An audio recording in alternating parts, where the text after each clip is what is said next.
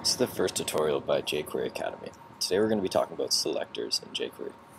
Before we start, I've put together a folder containing the files we're going to be needing in order to use jQuery today. Basically, the first one is your index file, which is going to contain the HTML of the little mini site we're going to be making. And then you're going to need the JavaScript library called jQuery, which you can download from their website at jQuery.com. I've got the most recent version here, 1.5.1, which recently came out, but I'm going to show you where to download it. Basically, you just go to their website, jQuery.com, and once this loads, you're going to click the download link, and you're going to go File, Save As, and you're going to save it to the directory where your index is saved. I already have it, so I'm going to replace it, and then we're ready to go. So basically, I'm going to do a quick overview of what selectors are and why they're important. Select is a string of text that tells jQuery which objects you want to work with. And they're used in the $sign function, which is jQuery's $sign function.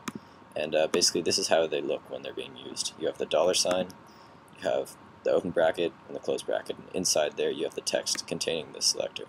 Notice the little quotes on either side of it. That tells you that it's a string. Obviously you need to be careful that you don't confuse it with a variable, say selector. I mean, you can put it into a variable, but it's easier if you put it in a string. So selector goes here. And then basically what happens is once you have your selector, you're going to want to do something with it. So the objects that you've selected, you're going to want to be able to perform a method on. And that's why there's a dot, and then the method, which is right here. This obviously isn't a real method, but it's just telling you where they go. And now we're going to go through what jQuery selectors look like. Basically, they're really similar to CSS selectors, except they're in string form, obviously. But here's a little comparison. This CSS selector here, it takes the body tag and it gives it the property background color equals red. And basically, in jQuery, what this looks like is body. It's the $sign, the open bracket, the quotes. On the inside, it's the name of the tag, and then it's the close bracket. And then here you would put your methods that you want to work with. So basically, each of the examples selects the body tag. Now, we're going to show you what the types of selectors in jQuery look like. These are just a few of them. There's actually tons of them, but these are the most important ones. So basically, there's the class selector, which selects all the elements on the page that have this class. So say we wanted to select all of the elements with the class myTable. We would use the $sign, then we'd put the brackets, and inside there we'd put the quotes. Inside the quotes, we'd begin the selector with a dot. That tells you that we're selecting classes. And then we put the name of the class right here, the class name. So in this case, we want to select all of the items with the class name myTable. So basically, the one thing to remember is when you're selecting by class, you're going to be using a period here. Now when you want to select objects by ID, you're going to be using a $sign, and then the name of them, the ID of the object. In this case, you want to select one called myDivider. And then if you want to select items by their tag name, you're going to put the tag name right here. So you'd have the $sign, then you'd have the tag name, well, you'd have in string form the tag name, then you'd have that, and the methods would go here. So basically what this would look like, say you wanted to select all the div elements on the page, you'd use the $sign in string form, div, and then you'd put your methods here. Here's a little fancier one that you might learn later on, but I find it quite useful, so it's always good to know. This one selects all of the objects on the page that have an attribute equal to a certain value. So in this case, you would have the square bracket, name of the attribute equals single quote, the value of the attribute, single quote, then close the square bracket. And here's what it would look like in actual jQuery code. You'd have the $sign, and then inside that function you'd have the quotes with the square bracket. We're going to say the attribute visible equals true. So this is going to select all of the elements on the page where its visible value is true.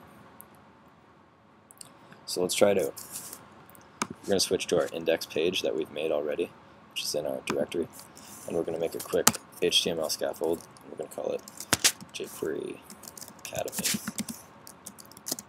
Selectors. And what we're going to need in here is, in order to use the jQuery library, we're going to need to include it. So in order to include the library, you can either type the script source, script tag kind of thing, or you can, if you're using TextMate, you can drag it right in from the side.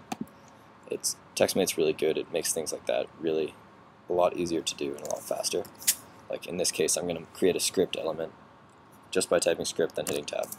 But if you're not using TextMate, then I would just type out this whole script element and then we can get going. So basically what happens is this script tag up here is going to load the jQuery library, and this script tag down here is going to contain our code that we're going to be working with. Now, one of the most important things to remember with jQuery is before you use your code, you're going to need to have the document ready.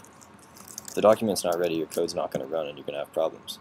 So in order to run your code when the document is ready, you're going to type in this. You're going to say $, and the document, without any quotes around it, .ready. Inside here, then you're going to type function, open bracket, close bracket, curly brackets. It's going to execute this function when the document's ready. So basically, all the code in here gets executed.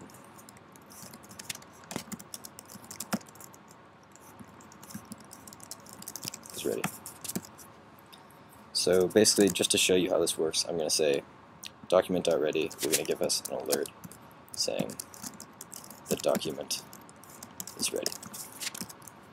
Now, we're going to load up our page in our browser. I'm using Safari in this case, but you can use whatever browser you feel like. And you're going to notice right when I loaded it, this box pops up saying the document is ready. That tells you that the document is loaded, and it's a nice little alert box. That's just proving that the document is ready. Alright, so now we're going to get started with our selectors. So basically, in order to start or initialize a selector, we need the $, and the brackets. And inside here, we're going to choose which object we want to work with. And now in this case, the only real object that we have on our document is the body tag. So what we're going to do is we're going to type body, which selects all body tags on the page. We're going to save this just in case. And now that we have the body tag selected, we want to do something to it. So a quick little method that jQuery provides that's good for use in examples because it's pretty easy to understand is the .css method. Now basically, you're going to learn about how methods work a little later, but this is just to demonstrate that you have the body tag selected and that you're doing something to it. So in the CSS method, we're going to change the background color. So we're going to type in background-color, just like in CSS, and then we're going to change it to red. So basically what this code is going to do is when the document is ready, this code is going to run. And basically what this says is select all body tags on the page and change the CSS value of background color to red. Alright, so we're going to save this and we're going to see how it works. So we're going to refresh this page, and now you notice the background is red. So basically what that means is our code ran smoothly and everything went well. So now if we want to try this on a different element, say we want to create a divider, and we're going to give it the class divider.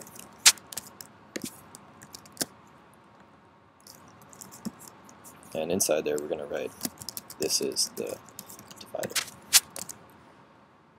Now, what if we want to change the background color of that divider? Well, we can do that many ways. We could type in div, and it'll change the background color of the divider when we refresh the page. Or we could do it by its class name. And in order to choose things by their class, you go dot, and then you know its class name is divider, so you can type in divider. It does the same thing. But say we choose a different class, like just to prove that it works. If we choose .div, it's not going to work because it's saying all elements with the class name div. See, this has the tag name div, but its class name is divider. So what if we want to select this object by its ID? We're going to give it the ID divider 1. You can give it any ID you want, but that's just for example. So now, in order to select by divider, we're going to use the number sign. We're going to type in divider 1. And basically what that's going to do is it's going to select that one element with the ID divider 1. You should now have a pretty basic understanding of how selectors work, and so that's basically all I'm going to teach you today. But in our next tutorial, we're going to talk about chaining, which is basically the process of selecting elements and then doing something with them with the method. So we'll see you at our next tutorial. Thanks for watching.